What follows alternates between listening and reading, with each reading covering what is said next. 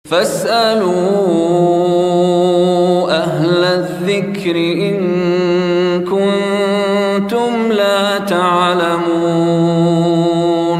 Ustadz, ini juga ada pertanyaan dari hamba Allah.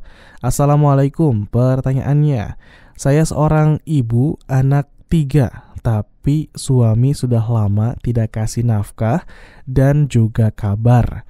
Apakah ini termasuk suami sudah menceraikan istri dan juga menelantarkan anak-anak? Posisi saya dipulangkan di rumah orang tua. Baik, silakan Ustadz. Waalaikumsalam warahmatullahi wabarakatuh.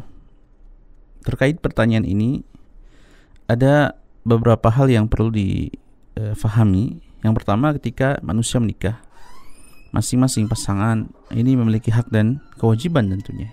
Memberi nafkah ini menjadi kewajiban dan tanggung jawab terbesar suami. Sementara melayani suami adalah merupakan tanggung jawab terbesar bagi istri. Allah Ta'ala menetapkan bahwa kewajiban seorang suami adalah memberikan nafkah kepada istri dan anak-anaknya.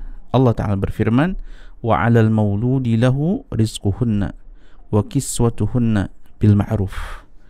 Ini merupakan kewajiban seorang bapak, ya, orang yang mendapatkan anak, untuk memberikan nafkah kepada istrinya dan memberinya pakaian dengan cara yang ma'ruf, yang wajar.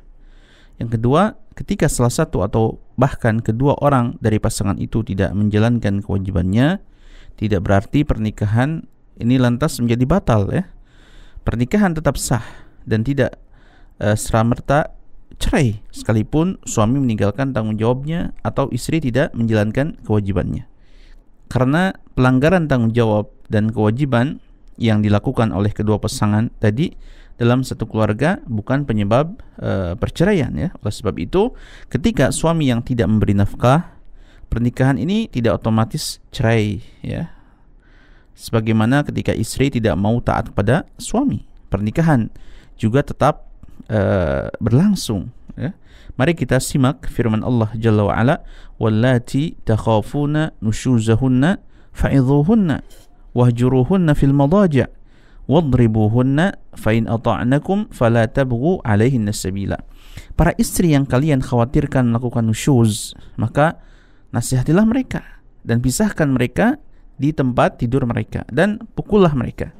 Kemudian jika mereka menaatimu, maka janganlah sekali-kali kamu mencari-cari jalan untuk menyusahkannya. Dalam ayat ini Allah menjelaskan bahwa ketika terjadi pelanggaran kewajiban yang dilakukan oleh istri dengan melakukan nusyuz, ya, Allah tidak menghukumi pernikahan mereka batal. Namun Allah berikan solusi dan saran atau arahan untuk perbaikan keluarga tersebut. Jika kedurhakaan yang dilakukan istri membatalkan pernikahan, tentu tidak perlu lagi solusi semacam ini karena mereka sudah bercerai. Demikian pula ketika suami yang melakukan nusyuz, suami menampakkan rasa bosan kepada istrinya, ya, sehingga malas untuk tinggal bersama istrinya dan bahkan tidak dinafkahi. Dalam kasus ini, istri berhak, ya, untuk sulh, ya, mengajukan berdamai dengan melepaskan sebagian haknya yang menjadi kewajiban suaminya dalam rangka mempertahankan keluarga. Artinya, posisi suami yang melanggar kewajiban tidak menyebabkan keluarga otomatis cerai, ya. Wa ini mar'atun khafat min ba'liha nusyuzan aw i'radan fala junaha 'alaihima an yusliha bainahuma sulha was-sulhu khair. Jika seorang wanita khawatir akan nusyuz atau sikap tidak acuh dari suaminya, maka tidak mengapa bagi keduanya mengadakan damai, ya, sulh yang sebenar-benarnya, dan perdamaian itu lebih baik. Nah, yang ketiga adalah bahwa perceraian ini sifatnya resmi. Artinya harus ada pernyataan dari pihak yang berwenang. Misalnya suami yang menjatuhkannya atau pengadilan, selama kedua pasangan beragama yang sama. Kemudian keempat, ketika salah satu dari kedua pasangan tidak melaksanakan kewajibannya, baik karena kesengajaan atau karena keterbatasan, maka pihak yang dizalimi haknya boleh mengajukan pisah, ya, atau cerai. Seorang wanita, ia berhak untuk gugat cerai ketika suaminya tidak menjalankan kewajibannya sang istri boleh membebaskan dirinya dari kesulitan yang disebabkan zalimnya suami.